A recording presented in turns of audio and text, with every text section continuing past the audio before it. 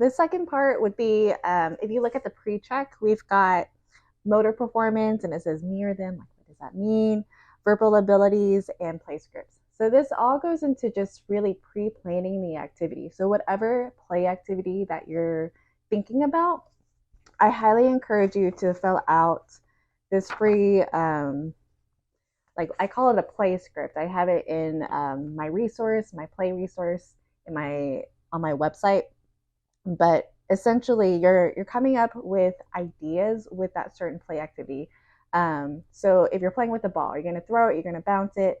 Are you going to roll it on them as like a sensory feel? You know, you can get creative with different things that you could do with different toys.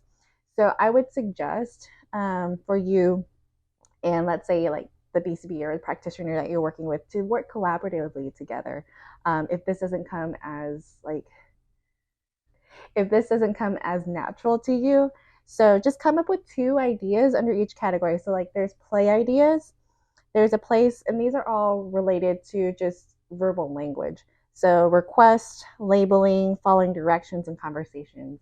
I have an example as like a PDF of Mr. Potato Head. And so like you could play store with him, you could play dress up with him, her, or it. And then like under request, you could request for an ear. You could request for cash register if you're going to go purchase another ear or another nose, from the, you know, Mr. Potato Head store. But you could write the things of certain things that you might think you could request for. Labeling, so labeling the items of the play activity. So labeling, there's tons of things to labels: colors, body parts, store items, count. Like there's a lot of things that we could just label. But that's kind of what I'm looking for here. Following directions would be like you uh, suggesting like certain play items. So can I have the ear? I'm gonna go check it out. Boop, and you use a little like deuter at the cash register. So if they give it to you, they'll be following directions, but you would be asking of them, and then they would maybe respond. If they don't respond, we'll talk about that later in the don't push them section.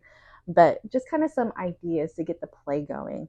And the conversations are just the back and forth. So if I say ready, set, would they say go, or we have certain songs that we would play. This could just even be um, like a script of like, thank you for shopping at, we have like a grocery store called HEB here. And so it's kind of a part of their slogan. It's like, thank you for shopping at, and they'll say HEB, or like, what are you going to buy? I'm going to buy an ear. So just kind of those like that back and forth. That would be under the conversation part. But like I said, I do have a sample script for you to look at to get an idea for whatever play activity you're looking at. Now, when you get that filled out, like I said, I'm just hoping that you get two in each section.